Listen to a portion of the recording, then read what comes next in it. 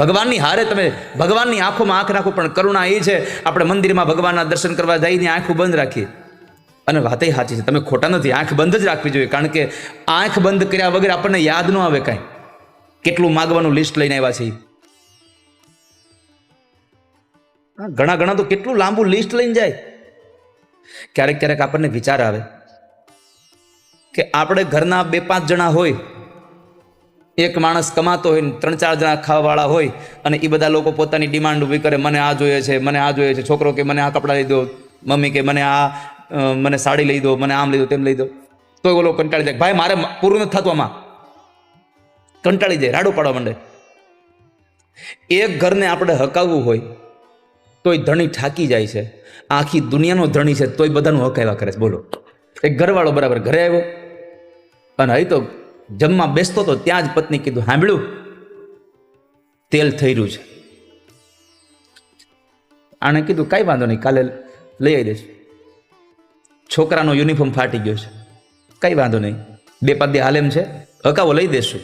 છોકરીની ફી ભરવાની છે, મુદ્દે પગાર થયો નહોતો હજી, અને કોઈ રીતે પૂરું થતું નહોતું. છોકરીની ફી ભરવાની છે, હા તો ભરી દેશું, થોડાક દિવસ સાહેબને કહેજો. હાલ કે મારી બેનપણીઓ બધી જાય છે કિટ્ટી પાર્ટીમાં, મારે જવું છે. આ અકળાઈ ગયો હો. સવારમાં ઉઠતા સાંજે મંદિરે ગયો, મંદિરે જઈને ભગવાન પાસે ઊભો રહ્યો ને, બહુ બધી ભીડ હતી, તોય ખૂણામાં ઊભો ભગવાનને બોલતો હતો, તમારે કાંઈ વાંધો છે? અહીં ઊભો રહેવું, કેટલું ખાવાનું મળે, કેટલા પૈસા આવે, કાંઈ વાંધો છે? અહીં ઘરે કોઈક દીક આવો દુનિયામાં ખબર પડે એક ઘર કેમ હચવાય છે. ભગવાને કીધું કાંઈ વાંધો નહીં. ભગવાને એને કાનમાં કીધું એક કામ કરે, સવારે વહેલો આવજે. કેટલા વાગે આવું? 4 વાગે. મંદિરમાં કોઈ ન હોય તો અહીં આવી જજે. આવી જઈશ. ઓલા એવું કીધું તમે એક દી આ ઘરમાં આવો, ખબર પડે કેમ રહેવાય. ભગવાને કીધું સવારથી હાં સુધી હું રહીશ, સાંજે પાછો આવી જઈશ, તું વયો જજે, મારી જગ્યાએ તું ઊભો રહેજે. કંઈ વાંધો નહીં. એટલે આને તેમ હતું કે તમે ઘર સંસારમાં જાઓ તો ખબર પડે. સવારમાં વહેલો 4 વાગ્યા ઉઠીને આવ્યો. એક તો મહિનાની ઠંડી, એમાં બરાબર આવ્યો એટલે ભગવાને કીધું આવતો અહીંયા. ભગવાન ઉતરી ગયા, ત્યાં આને ઉભો રાખી દો, આમ ઉભો રહી ગયો. ભગવાન કહે સાંજે મળીએ, જાઓ જાઓ, ખબર પડે કેમ થાય બધું. ભગવાનને મોકલા ગામમાં સંસારમાં, અને પોતે થઈ ગયો ભગવાનને. સવારમાં 4:30 વાગ્યામાં પૂજારી આવ્યા, અને 5:30 વાગ્યામાં મહિનામાં ઠંડા પાણીથી અભિષેક કર્યો. થર ધ્રુજે હો, પણ કઈ બોલવાનું નતું, કારણ કે ભગવાન થયો તો. કેસર ને બધું, તુલસી પાન ને બધું, અહીંયાથી બધું દહીં ને બધું ઉતરતું હતું, રગેડા સાફ કર્યું. વસ્ત્રો પહેરાવ્યા, પૂજારી વસ્ત્ર પહેરાવતા હતા. આ બધા ભગવાનનું ઉપરણું હતું, આમ રાખવા હાટુથી આમ અહીંયા પિન મારવા ગયા. તો ઓલાને બોલવાનું હતું નહીં, કારણ કે ભગવાન થયો તો. મૂંગો રહ્યો, કઈ બોલ્યો નહીં. પાઘડી પહેરાવે, એ પાઘડી પહેરાવી પણ થોડીક કડક હતી, તોય પરાણે બેહાર દીધી. થોડીક વારમાં તો ચક્કર મીંડા આવવા. પાઘડી પહેરાવી,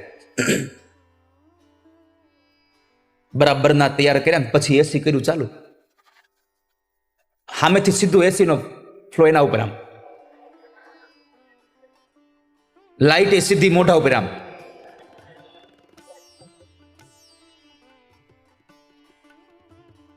હવારના પરમાં દહીં વડા ખવડાવ્યા, દૂધ પાયું, દહીંની હારે દૂધ પાયું. ભગવાને તો ભક્તો બધું આવે ને, મંદિરનું આ દર્શન ચાલુ થયા એટલે બધા લોકો ધરતા આવે, અને જે ધરે ખાવાનું બધું ભગવાનને. કોઈ પેંડા લાવે, કોઈ રબડી લાવે, 2 દીની વાસી. બપોર થયું ને ત્યાં પેટ ડમડમો થઈ ગયું. પણ સૌથી મજાની વાત એ હતી કે જેવી ભગવાનના દર્શનની લાઈન ચાલુ થઈ એટલે પેલો ભક્ત આવીને કીધું, પ્રભુ આજે મારા દીકરાને 12માની પરીક્ષા છે, પાસ કરી દેજો. હવે ત્યાં તો અંદરથી કેવું પડે, તથાસ્તુ જાઓ. બીજો આવ્યો, મારી દીકરીને એક હારો ઘરવાળો દ્યો. ત્રીજો વખત આવ્યો, પ્રભુ ધંધામાં બહુ ખોટ છે, કાંઈક હરખું કરી દો. એને તથાસ્તુ કીધું. આખો દી તમે જુઓ ને તો કેટલું લોકો માગવા આવ્યા, પણ બપોર થયું ને ત્યાં જ કંટાળી ગયો. આના કરતા એક ઘર સંભાળવું સારું. ઓલા પણ તો એક જ માગે છે, છોકરાની ફી, છોકરાનો યુનિફોર્મ, તેલનો ડબ્બો. આ એક જ ઘરનું બધું પૂરું કરું ને, આ તો આ બધાયનું પૂરું કરવું. સાંજ થઈ, સંધ્યાટાણું થઈ ગયું, ભગવાન આવ્યા નહીં. અને આને તમે જુઓ ને તો શિયાળામાં પરસેવો વળ્યો. પૂજારી જરા કે આમ આડાવડા થઈને તેમ દરવા દીધું, આવ્યા ઓલા. આરતી થઈ ગઈ તો ભગવાન આવ્યા નહીં. હવે આમનો હાથ હતો, હલાવાનો નહોતો. ભગવાન જે સમય આવવાનું કઈ ગયા હતા એના કરતા 2.5 કલાક મોડા આવ્યા. પણ એ 2.5 કલાક એને 250 વર્ષ જેવા લાગ્યા. ભગવાન આવ્યા તો સૌથી પહેલા ભગવાનને કીધું, આમ મોડું કરાય કોઈ આવવાનું? કે અહીંયા દશા હું હતી મારી ખબર તમને? કે ભગવાન કે તે કીધું તું ભાઈ, તમે એક દી અહીંયા ઘરમાં અમારા સંસારમાં આવો ખબર પડે કેમ થાય. મને તો અહીંયા બહુ સારું જ લાગ્યું કે એકનું જ ઉપાધિ હતી, તારે અહીંયા તમે અહીં રહો, આ હાચવો તમે, અમે અમારો હાચવી લેવું. કે જાતા હતા ભગવાનને કહેતો ગયો, અહીંથી સીધું મારે કસરતવાળા ત્યાં જવું પડશે. કેમ? આ હલતો જ નથી કહેવા. આમ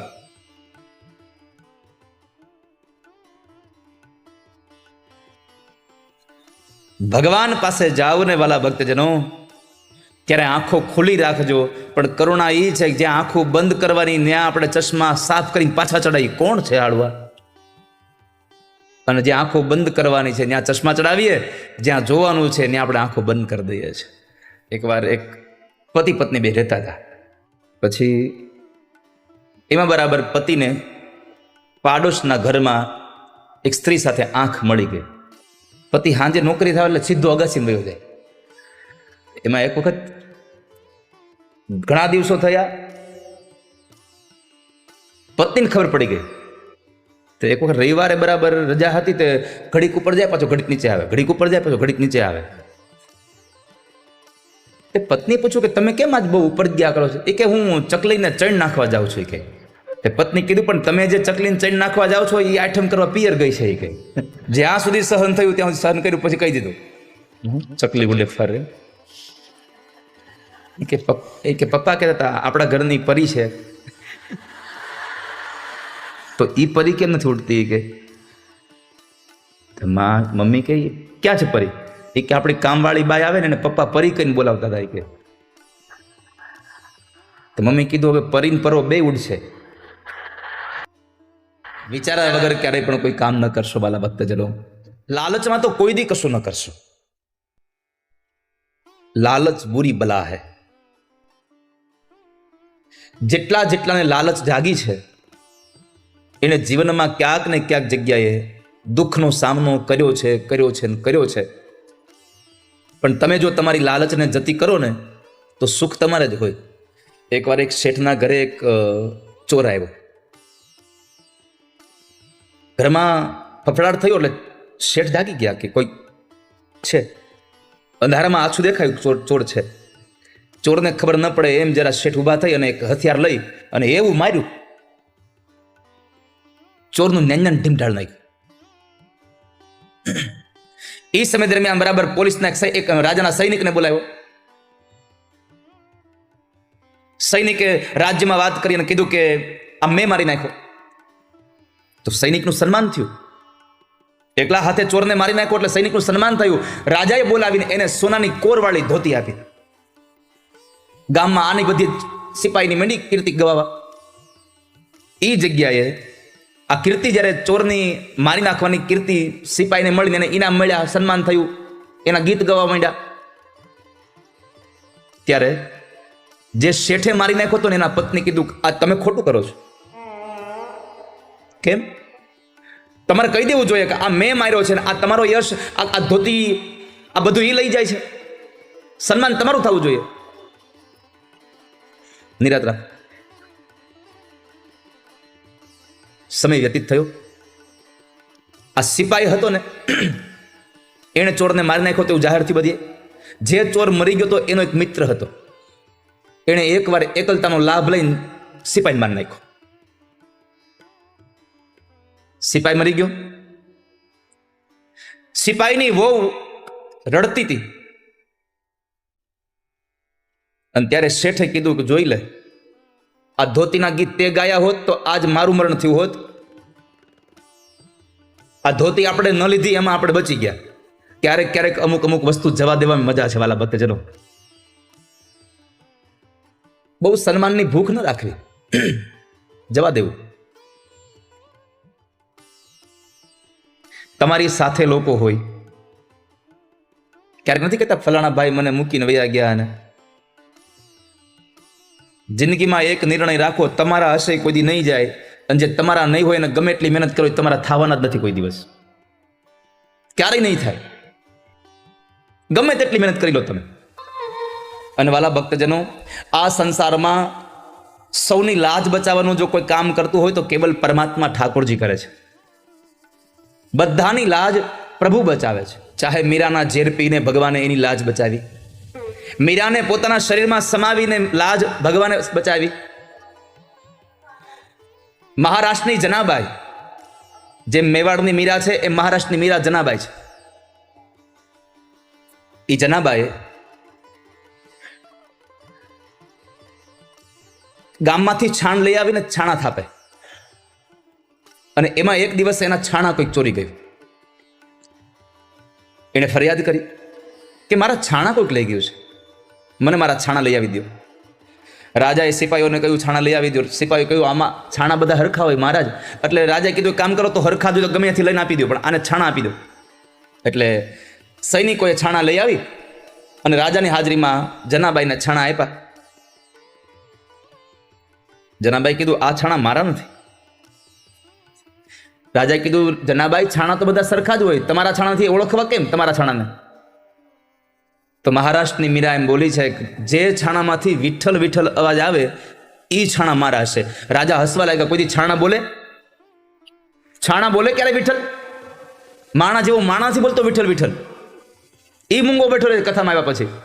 તાળીઓ નથી પાડતો. જે તાળી પાડતો એની સામે જો કે આ કેમ તાળી પાડે છે. ઘણા ઘણા તો અહીંયા આવીને જોતા હોય કેટલી લાઈટો નાખી છે એને. ઘણા ભૂલ કાઢવા જ આવતા હોય ખાલી. શું કામ? પ્રભુએ તમને આટલી સુંદર કથા આપી છે.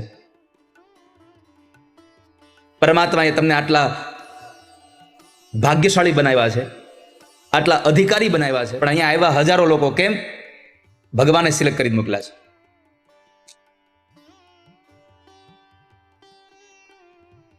તો ઠાકોરજીએ આપણને આટલી સરસ કથા મોકલ્યા હોય તો આપણે આમ આમ બેઠા હોય, જા જોવે બીજાની સામે તાળી પાડે.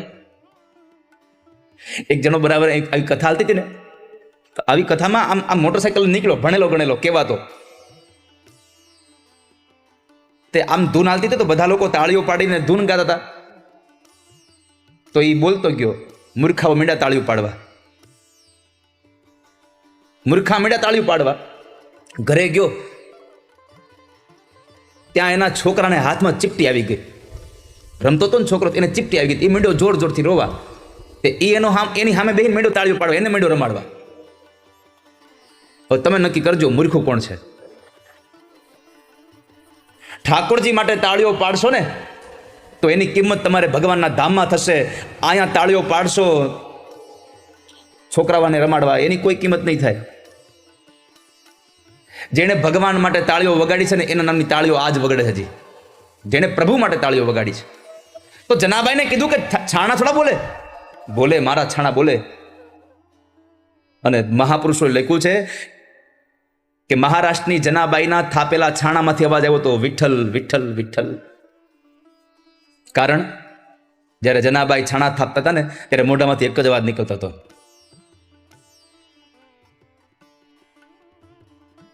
माझा विठ्ठल विठ्ठल विठ्ठला, माझा विठ्ठल पांडुरंगा. જનાબાઈના જો છાણા બોલતા હોય વિઠ્ઠલ વિઠ્ઠલ વિઠ્ઠલ, તો આપણે શું કામ ન બોલીએ?